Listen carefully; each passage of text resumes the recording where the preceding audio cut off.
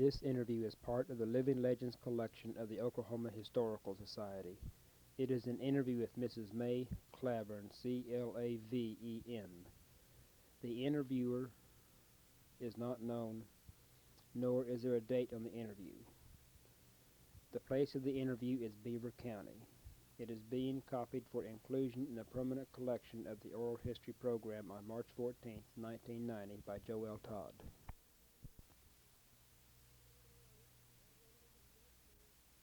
In 88, November the 14th. So you know how old I am. I was born in Beaver County, and I lived not too far from there.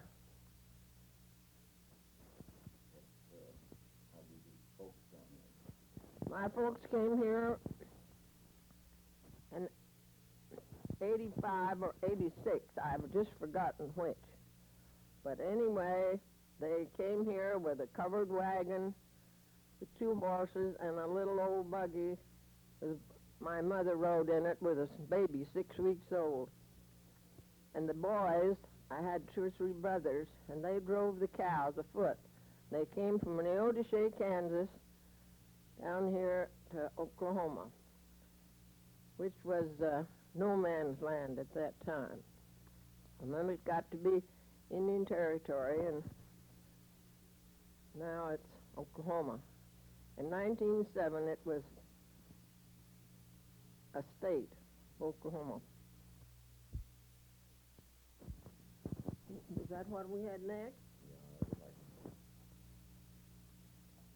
What do you mean? When my dad used to hunt for a living, hunt skunks and coyotes and coons and sell the hide. They also used to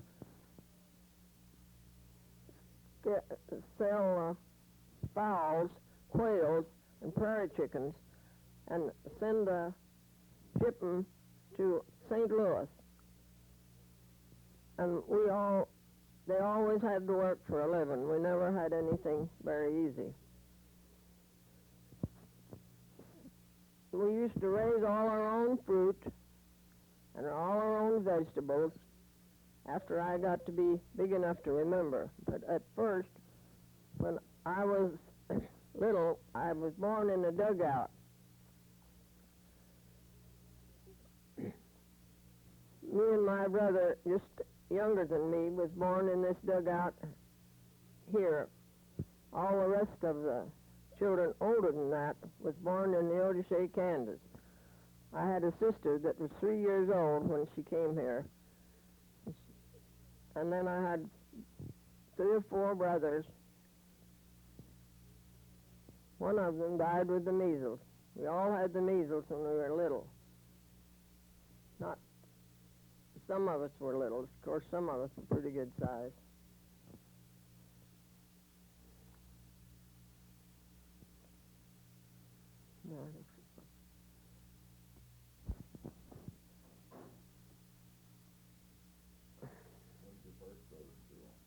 I went to school over by close to the Kiowa River in a part dugout. For a few years, my first teacher was Luther Sanifer. And then later on, we had school in an old store building, and the wind blew the roof off of it. So then the neighbors built a new schoolhouse. We couldn't afford to hire carpenters, not like they charge nowadays anyway.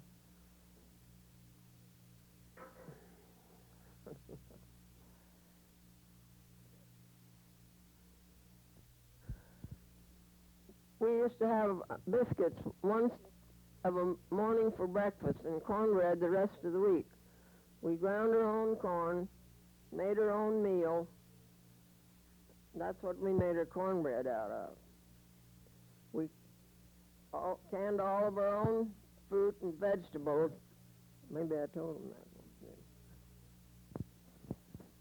So I guess we must have lived pretty cheap as far as I know.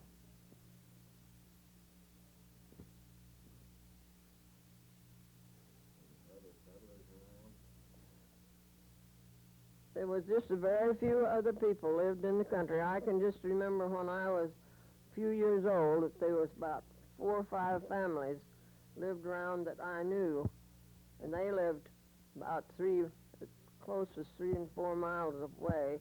We all went to school at the school, which was called Bluegrass.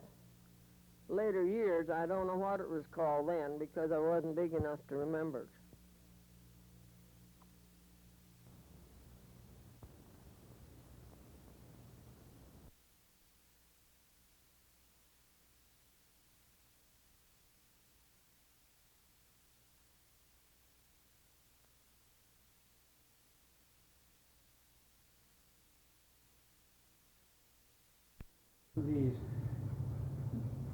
These creeks go south that drain this prairie. All of them lead south, like all the area around Kennepick goes down Simon Creek. That's west of here and goes into Blue River at Simmons Lake. Well, when it gets down there in the bottom, why, it's pretty,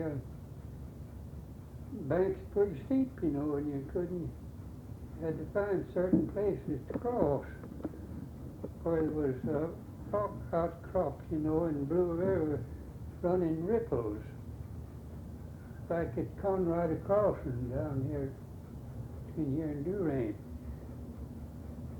Beautiful sandbar above it, and swimming hole and a sandbar, and right below the sandbar was a rock crossing. I was seeing cars go over it, going to Durant or to Denison. You know, heap of this business here went to Texas, Denison and Sherman, and most of the merchants, you know, kept an account in the Merchants Planters National Bank. And just here lately, an old man died that had an account in the Merchants Planters Bank, and his wife didn't know it, but when she went through some of his papers, she found out he had an account down there for $44,000. And it had been laying there for years, and accumulating some interest, I imagine. And she went down there to see what it was all about. Found out he had 22